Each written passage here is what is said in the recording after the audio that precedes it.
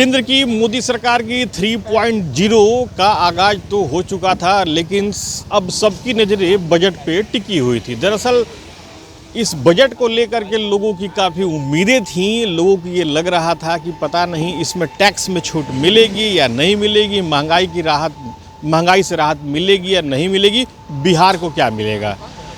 Budget में निर्मला सीतारमण ने एक दो नहीं बल्कि कई ऐसी चीज़ों की घोषणाएं की जो सीधे सीधे बिहार से ताल्लुक़ रखती हैं। इसके अलावा खास बात ये रही, जो सूचना आ रही है उसके अनुसार अब 12 लाख रुपए सालाना तक जो भी कमा रहा है उसको टैक्स नहीं देना होगा।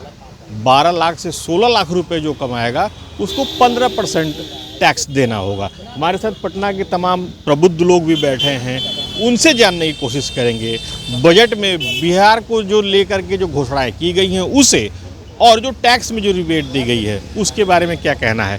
बजट तो आ गया, बहुत चर्चा थी बजट की, लोगों को उम्मीद भी थी, मोदी 3.0 सरकार थी, क्या मिलेगा नहीं मिलेगा। बिहार को लेकर बहुत सारी घोषणाएं हुई है, क्या कहना चाहेंगे। अगर बिहार के लिए घोषणा करते हैं मोदी जी तो अच्छी बात है। और सबसे पहले तो हम लोग मीडियम क्लास के हैं तो हम लोग भी टैक्स भरते हैं, तो सबसे बड़ी खुशी की बात है कि 0 से 12 लाख तक लाएं, तो इसके लिए मोदी जी को हम लोग धन्यवाद देंगे।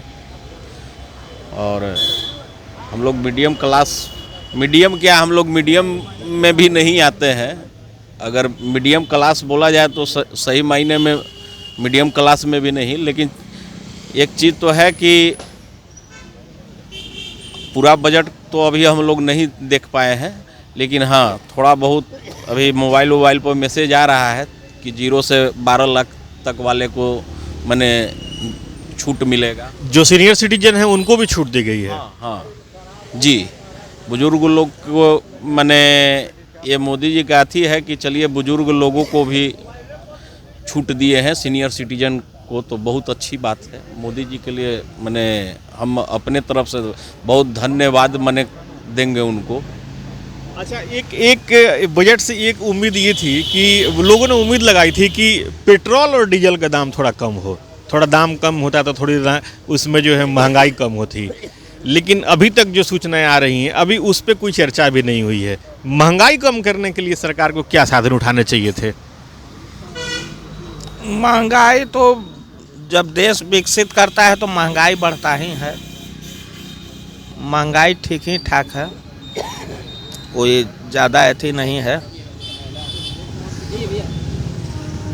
महंगाई देखिए, जब देश विकास करेगी तो आपको महंगाई होगा। अब 20 साल पहले कोई सामान 5 रुपया में मिलता था, अब आज 20 साल बाद आप खरीदिएगा तो वही सामान 20 रुपया में मिल रहा है। तो महंगाई तो बढ़ेगी, जैसे जैसे आप जनरेशन चेंज होते जाएगा महंगाई बढ़ेगा।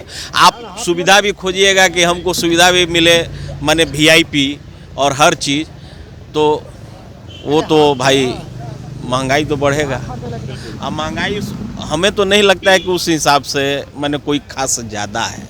अच्छा, एक चीज़ ये कि एक साथ बजट में बिहार को लेकर के कई चीज़ों की घोषणा की गई।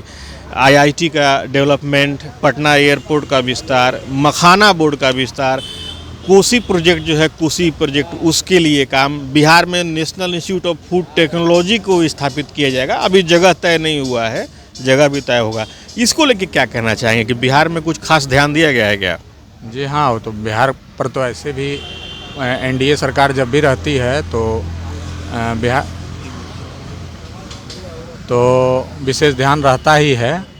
और मेरे लिए तो थोड़ा और ये है कि मेरे बगल में भागलपुर में एयरपोर्ट का ये हो गया है। तो लोग आएंगे जाएंगे तो निश्चित है कि कुछ उससे रोजगार पर असर पड़ेगा। जी, और फूड पार्क का तो हमको लगता है मुजफ्फरपुर में शायद इसका कुछ काम चालू भी है, अभी पूर्ण रूप में प्रोसेस अभी नहीं आया है। हाँ, नहीं फूड पार्क वाला और मखाना बोर्ड। और बहुत अहम घोषणा की गई है, महात्मा बुद्ध से जुड़े हुए जितने भी जगह हैं उनको डेवलप किया जाएगा, उसमें अपना बोधगया भी है। जी हाँ, तो वो तो इंटरनेशनल बोधगया है, तो उस पर तो विशेष सरकार को ध्यान देना ही चाहिए। और वो हम लोगों के लिए खुशी की बात है कि बिहार में बोधगया है।